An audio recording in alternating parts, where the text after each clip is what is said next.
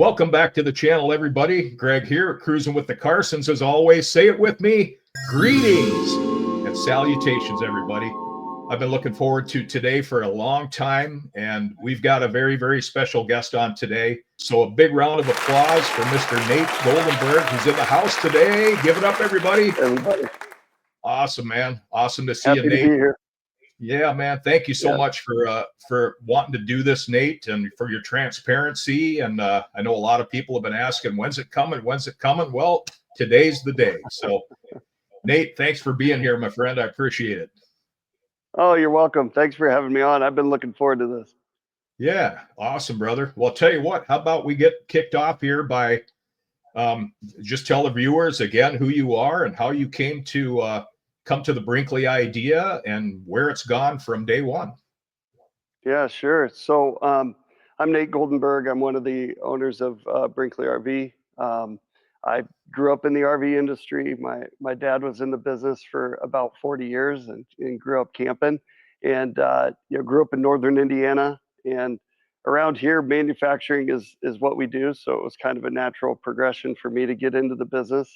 I started in RVs at 19 years old, believe it or not, and I've been doing it ever since. I'm 42 now, and started in sales at Keystone RV working for Thor, and worked my way up through sales into product development, and then went to a company called Dutchman, which was a train wreck when we got there, and we rebuilt it over 4 years. And after that, I went to Grand Design, had an opportunity to get in there pretty early, and I was there for 7.5 years. And we built a good company, and I think in a lot of ways, changed the industry from our quality perspective and the way we handled customers on the back end. And in 21, I left to start Brinkley. And Winnebago was nice enough to give us 1-year non-competes, and which allowed us a lot of time to plan our business.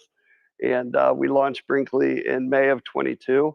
And it's been just an absolute rocket ship, but one of the best experiences of my life too. So outside of work, I'm a father of 4, and we have a wide range of kids from 22 months to 17 years old. And outside of work, that's pretty much what I do, is spend time with the family.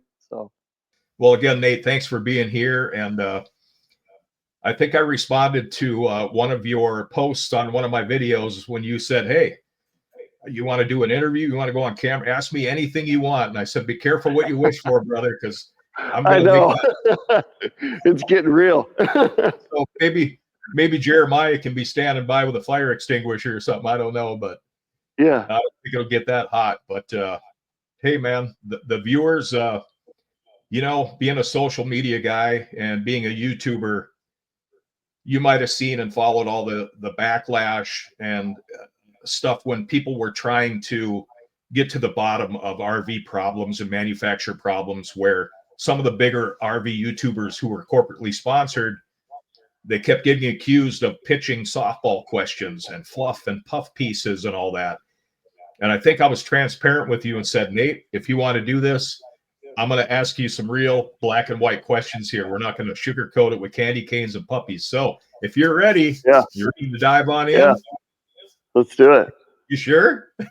Oh, yeah. Yeah, you told me this wasn't going to be a puff piece, so I know somewhat of what I'm getting into, so we'll see how it goes.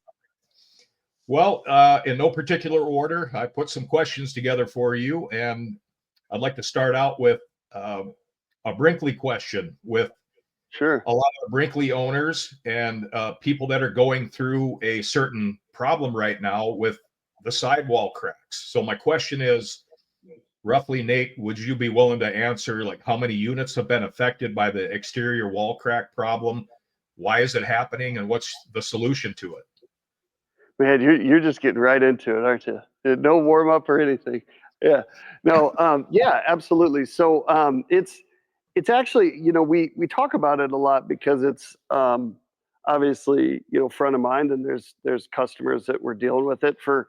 Our company, it's been one of the first big issues that we've encountered and dealt with, and we're very transparent as an organization. And back in September, I shot a video, just quick. It was just at my house with my phone, but I wanted to talk to everybody and put their mind at ease on hey, this is what's going on, this is what we're dealing with, and this is how we're handling it. And you know, of the 10,000-ish units we've shipped, only about like 1.5% have had this issue. So, a little over 150 units is really what we're dealing with. And I don't I can't sit here and tell you what the scope is or how many there's going to be.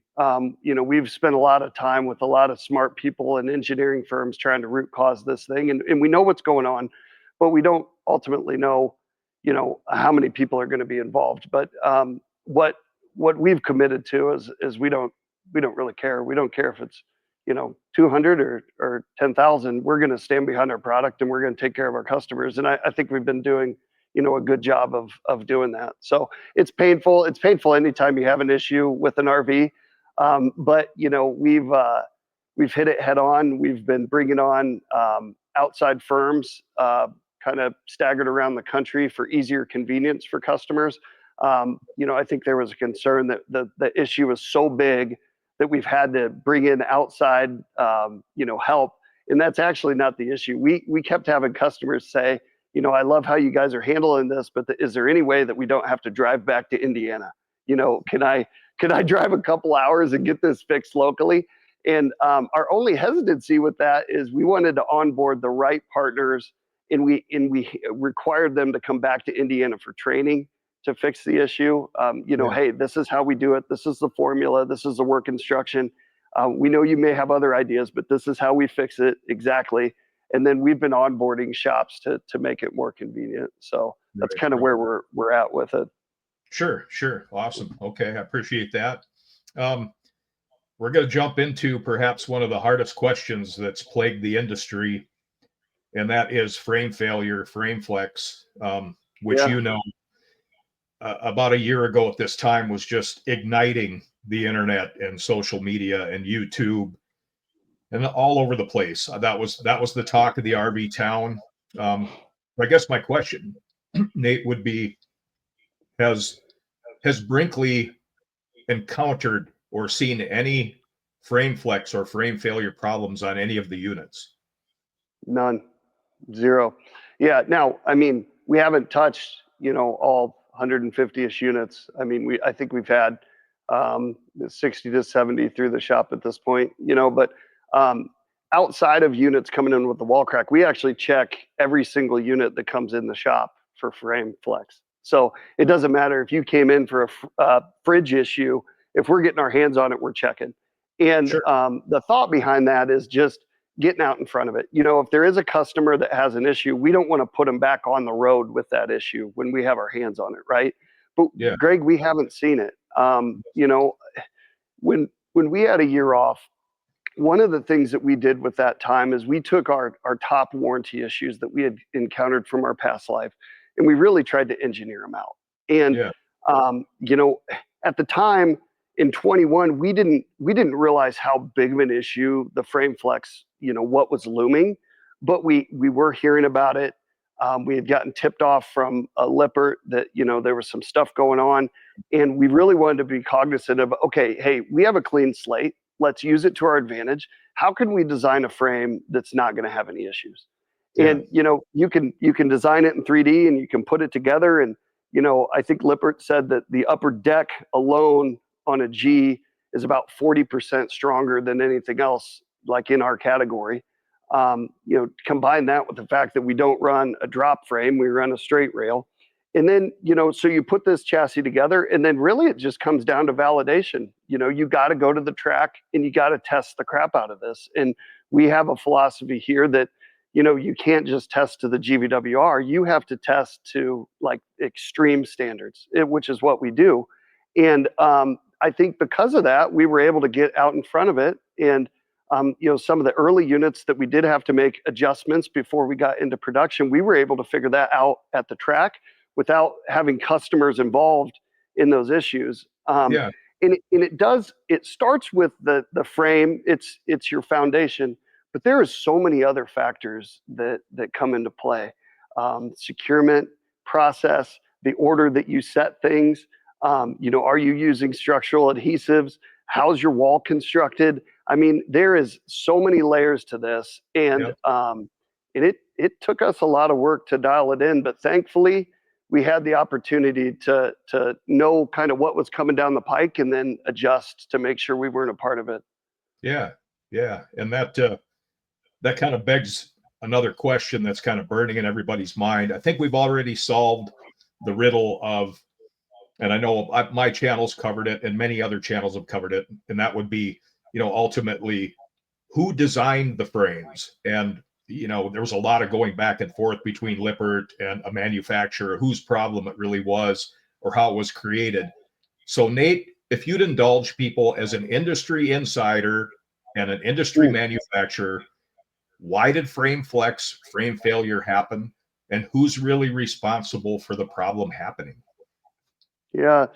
So that's a tough question because there's not an easy answer. You have companies that have limited engineering resources that rely heavily on the chassis manufacturer to design the Yeah, chassis. You have others like us where we do the majority of the design work in house ourselves, work with them on validation, and then we kind of, the collective is this unique chassis that is special for us.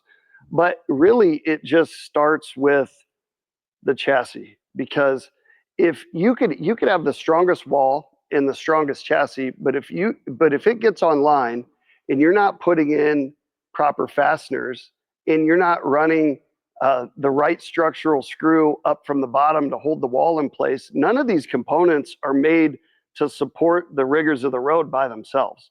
yeah, Everything has to attach together to be able to have support. So it's almost like, I don't know that you could take a broad brush stroke and say it's this person's fault. You would almost have to look at this like specific problem and say, okay, hey, all right, was were all the fasteners in the wall? What? Okay, if you only attach this wall in the front and you ran every other screw on the bottom, well, yeah, the chassis is going to fail, but it also wasn't supported. yeah, yeah. You'd really kind of have to dissect that on the different areas that you could have failure. Yep. So it's the areas that we've had to focus on in our business, really dialing in and making sure that there is one way to install this wall. This is the order Right. you do it in. This is the fastener you do it in. And then you have layers of checks in the production process to make sure that that's happening. But it's you really can't mess around with it. I mean, there's only one right way to do it. There's probably some variations, but in our opinion, then you take that process and we have, I don't know, 1 to 3 units at the track every month. And when we do these track tests, it's equivalent to about 100,000 miles. And so, but the loading is critical. So like on a G, your hitch weight will be 6,100 pounds. I mean, we don't have customers towing units around with 6,100-pound hitch weights. You need a dang semi, but if you can test to those types of extremes and not have issues, then you know what you're shipping to customers. No matter how they load it, it's going to be good to go. When it comes to quality, RV quality, why does it seem like to myself or to many other consumers out there that every RV manufacturer is somehow plagued in one way or another with quality issues, such as refrigerator problems right off the get-go, or trim and molding popping off consistently, and some chronic slide problems now and then, plumbing leaks, water lines that intersect over electrical connections that leak and start a fire, or just things like that, Nate? I know viewers are dying to know, why does that happen? Why does it have to happen? Yeah. Well, another good question. We could, you and I could probably shoot a whole podcast just on this topic, because there's so many different layers that Let's contribute do to that. that. Let's do Yeah, I that. mean, we literally could, Right. and I think the state of our industry is probably, it's better now, but we've just gone through one of the hardest times that I've ever seen in the 23 years as far as quality builds. Yeah. Just the collection of the COVID demand and the manufacturers trying to keep pace, and the pursuit of the almighty dollar. And I think that there was a lot of mistakes made, and it's going to take some years to recover from that. The reason I was smiling when you were going through your list is your comments on the trim issues.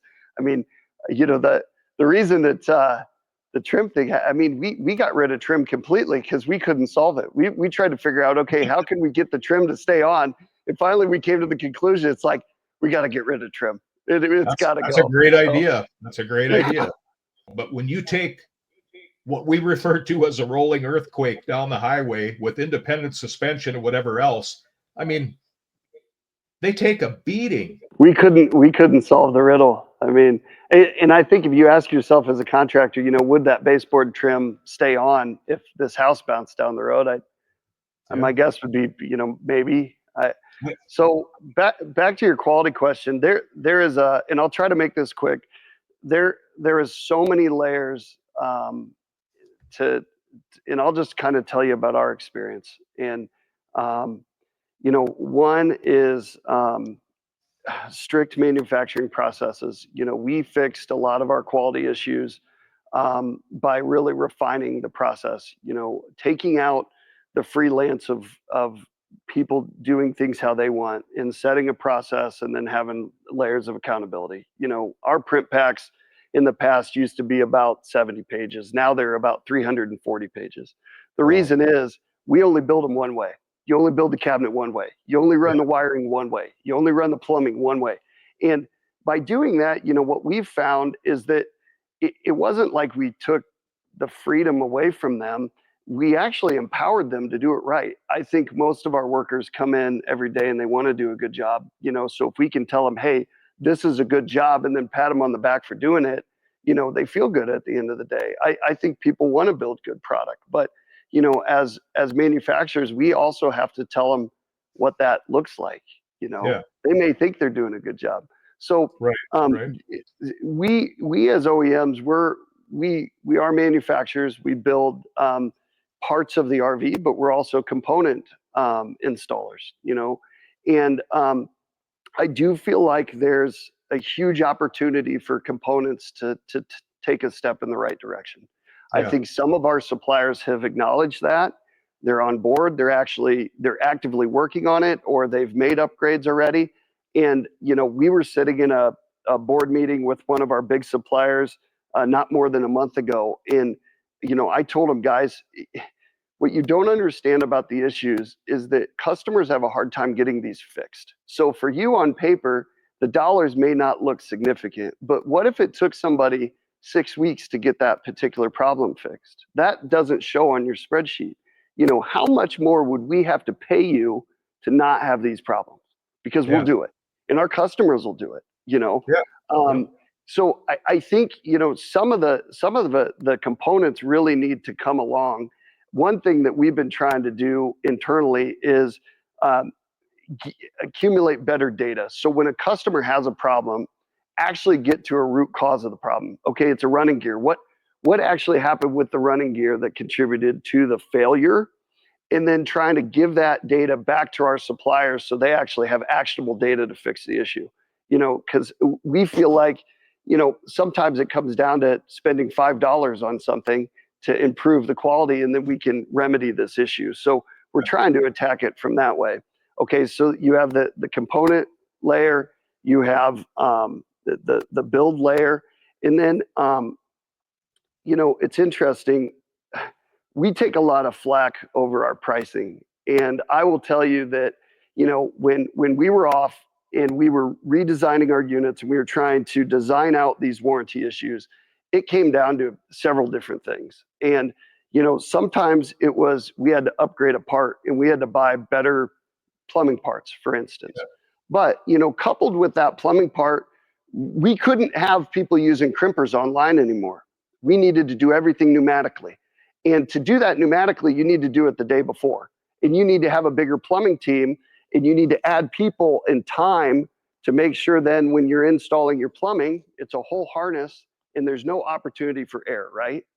So now you've added money for better components. You've added money for people and time. And if you look across our business, our products are expensive, in relative to the market, but our profitability is actually less than what we've had in the past by several points, not a little bit. But Yeah. between the installation and the material, we actually have to put more in to get a better outcome. And I think from a quality perspective, in a lot of areas, people are going to have to start doing that. I mean, if there, you can't pay X and expect this. Like there's certain areas that people are going to, manufacturers are going to have to spend money to meet customer expectations. Right. Why do we run full wire harnesses? Well, we don't like freelance wire runs. We don't like staples coming up where you have a trunk of wires. We like everything the same. We like the color coding. We like our connections put on pneumatically. We don't like the chance of something happening. Well, there's a cost to that. And I do feel like, there's a disconnect between where the customers are and what the manufacturers are building. And it's taken us a lot of time, money, and resources to kind of weed out some of this stuff, I think you actually, with that, you pretty much answered my next question, which was going to be, what makes Brinkley different and why do you get top dollar for your product, to justify a higher price tag? And I think you, in contractor, just hit the nail on the head by using higher standard components and better fittings and better plumbing and better this, better that, not putting nailable trim on certain areas where it shouldn't be. And those are huge questions that even myself as an RVer often ask myself when I'm in an RV park and people see cruising with the Carsons. Oh, I've seen your channel. Hey, will you inspect my RV, see if you can find any problems? I'm like, are you sure you want that? Because I'm going to find some stuff. I guarantee I'm going to find some stuff. And the same old question. It's like, why would they use this $1 part here when for $3 more, you could have had this and never had a problem with it? The win for us is happy customers, great reputation, and our names are on the side of these things. And then this will blow your mind, and people will probably call BS on this, but it's 100% true. We don't have a forecast that we run the business by. I mean, we make the decisions we need to make that are right for our people and our customers in the moment.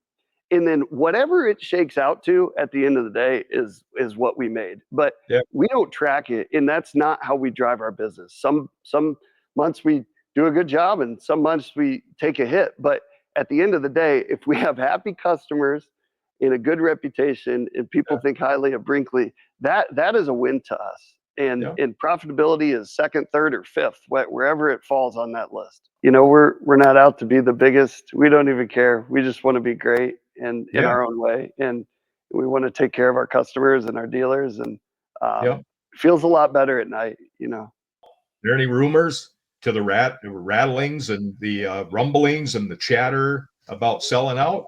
Come on, let me hear it. Right from the owner. No, I mean, there's been a lot of rumors, but it's funny.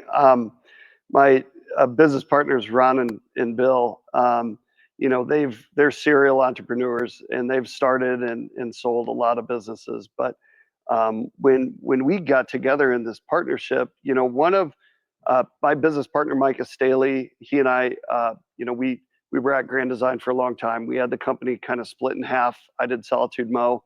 He did Reflection, Imagine, Transcend. And in 2016, one of our biggest heartbreak moments of our career was when Grand Design sold. No disrespect to Winnebago. We just were very entrepreneurial, and we loved being on our own and having a private business. And any time you sell a company, even if it doesn't happen overnight, as the years go on, the outside influence changes the culture and who the company is and the identity, and maybe it's only, 1% a month or 2% or 10% a year, but you look at that after 5 years and half the company's changed, right? I mean, and one of the big reasons we left is because we wanted to be on our own again. And we think there's a lot of power in being a private organization. What I told you about not running the business off of the P&L is a huge part of that. You do what's right, and that's what we tell our people. They don't have to look over their shoulders, and in customer care, if they're going to fix an issue, just do what's right. We'll figure the rest out. Maybe we spent too much money and we could be more efficient next time, but just do what's right, and it feels good, and it takes a lot of pressure off the organization, and you can really focus on your people.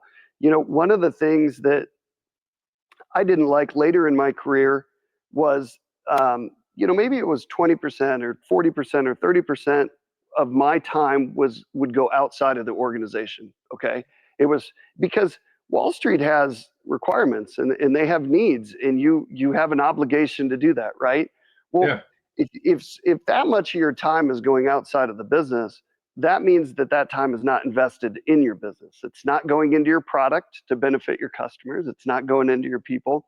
And for us, it took a lot of the passion and enjoyment out of us being in the RV industry. I mean, almost to the point, here's a business that we love, and we don't love it anymore. So when we started over, we left incredible jobs, making as much money as MLB pitchers. And I remember almost firing my wealth manager one time because he was so mad at me, because financially on paper, this did not make any sense. It didn't. And but as an entrepreneur, it doesn't always make sense to everybody outside, but then on the inside, it's clear as day what you need to do. Right. And so for us leaving, it was a long journey. I mean, we went about 3 years with no income. You think about the life changes you have to make, regardless of how much money you have in the bank, to do that. And it takes a lot. Oh, SpaghettiOs. What's that? Yeah. I mean, how many conversations I have with Jenny Goldenberg about spending? Holy cow, I'm glad we made it. But anyway. There's only so many ways you can make ramen, okay? Right. Yeah, no doubt. So, for us to start our lives over, to chase our passion, which is this business, and we love this company, we love this business, we love what we do, and we're finally we enjoy it. And I'm 42, and I have a 22-month-old baby, and I don't plan on retiring anytime soon. Frankly, the 1 year of retirement was a terrible year for me and Micah and everybody else. This is what we do, and we're not interested in even entertaining. We had an offer, that recently, and we didn't even sit down with them. It's not in the cards. And if you come to Brinkley and you look at our plants and our facilities and the infrastructure, you can see that this is not a flip company. I mean, it's our plants are 30% plus more than we've ever spent in the past. I mean, if we were building this business to flip, we could have done it a lot cheaper, it's kept a lot of money in our pockets and set it up to sell. But that is not what we're doing. We're building this thing for the long term. And, I don't know if it'll be, 10 years from now or 15, or do we ever sell the company? Do we grow key leaders to run the business, and we form a board, and, we still get to be a part of the business into our later years? I don't know what the ultimate vision is, but this is not a company that's for sale, and it's not one we're going to sell anytime soon. Yeah, so I appreciate that, Nate. Well, we're kind of getting down to the last of them here, Nate. And again, as promised, I told you I'm not going to pitch any fluff ones or softballs at you. So I've got a very deep question here for you. And boy. So, as you know, I do what I do. I try to help people, etc. And in certain circles, in certain manufacturers, when a customer has so many problems that are extreme and they want to get a buyback, and sometimes they get told it's not possible. And then in some cases, a manufacturer might flip and give them that buyback. But along with that comes very, very strong, stringent, silent agreements and non-disclosure agreements. And I guess a big question that a lot of viewers have, and myself, is why do those have to be so secretive instead of the manufacturer being very transparent about it and looking like the hero by taking care of that? I was just curious what your take is on that. Well, man, great question, and again not one of those that's a super easy answer, but I'll do my best to kind of walk you through at least our perspective on it, and why it is the way it is, and I think non-disclosures can be used in the wrong way, and an example of that is it would be if you're like trying to cover up a quality issue or keep something quiet, right? Another is that if you're trying to conduct business in a stand-up way, and we obviously need to be a profitable business to stay solvent and keep doing what we do. And I don't know in all cases that you want that stuff out there setting a precedent, but let me give you like some kind of examples, like for instance, so this is going to blow your mind, but when customers get upset, I would say 9 out of 10 that call us want us to buy their unit back. And so when, I think habitually our answer probably off the cuff is no. And I think 99 out of 100 times we're able to jump in with both feet, understand the issue, fix the unit, and get the customers happy. And then, on those anomaly type like situations. And when I say anomaly, I'm talking like, let's say we ship 700 or 800 units in a month. We may buy back 1 or 2. It is a very fractional thing, and it's not always the customer coming to us demanding a buyback. I mean, I've had several in the last few months that we've come to the customer and said, hey, this is not normal. This is not a good reflection of our company. Let us put you in another unit and get you out of the middle of this situation. And what we like to do is look at these situations like they are, and each one is unique. Sometimes you have full-timers, sometimes you have families, sometimes they're traveling the country, and by us not having everything publicized and posted on social gives us the ability to handle each one like we need to. And we, a lot of times we go above and beyond. And can we do that in every single case? Probably not. But like we had one, they're going to kill me for saying this, but we had one recently, and the gentleman lost a bunch of personal effects, and he wasn't insured properly. It wasn't his fault. It wasn't our fault, and the insurance company wasn't going to cover it. And we decided that we're going to spend like 20 grand to make him whole and just do the right thing. I mean, it was virtually charity work. Now, can we do that for everybody every time that happens? No, we'd be broke. But in this particular case, it made sense. And he had already bought another Brinkley. I mean, this one's done. He bought a new one, and we just felt like it was the right thing to do. And, would we get some accolades online if that was posted? Probably, but I don't know that we would want 10,000 customers expecting that. Exactly. So hopefully that makes sense. But that's kind of our philosophy, and I honestly think in most of those contracts, like if we went through them, we would be doing more, not less, probably. Yeah. So awesome. First of all, thanks for having the cojones and the gonies to answer a question that like that. I know it's not an easy question, and very well put, very well stated. And, with that, Nate, I guess really I only have a statement to make followed by my last question for you.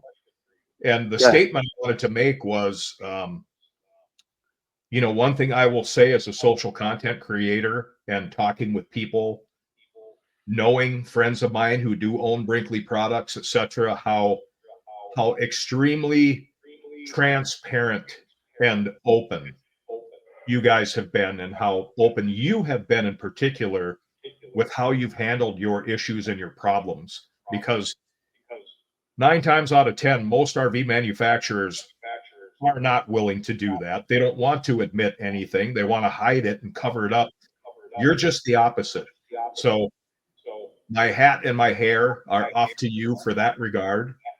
And that deserves a big round of applause for you guys doing that and for answering some of these questions. Thank you. customer satisfaction level I know has been through the roof.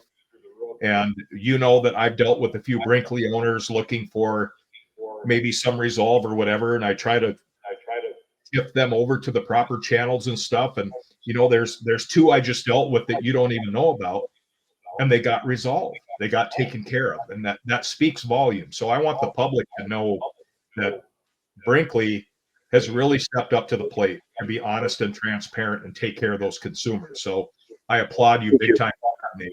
Definitely. Thank you. Last question is, I don't know if you can share any of this information, but you and I had a conversation when you were on your way to Salt Lake City for, I think, an RV show not too long ago. Yeah. And you had just come back from a vacation somewhere a long ways away. And you mentioned a few things might be in the works. Now, I don't expect you to have to share those potentials. So my question would be, what's Brinkley have in the works that's new and exciting? I mean, we're in 2025 now, and I know that you guys are very innovative and you step up to the plate with engineering and ideas, and you're not afraid to spend that money on creativity. So what can you share with the public about any new and exciting things that are coming up in the future that really set or would set Brinkley apart? One of the things that we're really passionate about is product and innovation, and we're constantly working on better ways to do things. And it could be from the silliest widget that you've been looking at for 20 years, to getting rid of gutters, to new bag doors, to you name it. And we're constantly working on things. And one of the things, kind of getting out of our early startup phase is we have resources now. We have deep engineering teams. We have electrical engineers, and our capability for innovation is about tenfold of what it was. And what we like doing is innovating it, getting it, to the point of production, filing IP on it, and then we sit on it. And then, kind of like Apple, we can drop it when we want. And so there's a lot of component stuff that we have in the bag. There's new floor plans coming out. We're just getting pieces in place for a new brand that we're going to be coming out with. Nice. The Model I, which we launched in September, we're expanding that lineup. We're towable guys. It's what we do. So at this point, we've kind of put motors on the back burner, and we're going to focus on towables. But in the next couple of years here, you're going to see a ton coming out. Awesome. An absolute ton. Nate Goldenberg, founder, owner of Brinkley RV. Thank you so much for, again, coming on camera and even accepting, each other's invitation to do so. And much respect and love towards you guys and what you do. And I thank you so much for being here, Nate. And I have a feeling our relationship may not end here, that maybe we'll be able to do that podcast you were just talking about. But we'd love to have you. Yeah, absolutely. Thank you so much, buddy. Thank you so much. Well, everybody, thanks for tuning in. Cruising with the Carsons here. Hit that like and subscribe button for more stuff coming up. Nate Goldenberg, it's been a pleasure and an honor to meet with you, sir. Thank you so much, and we'll talk to you again in the future. You got it.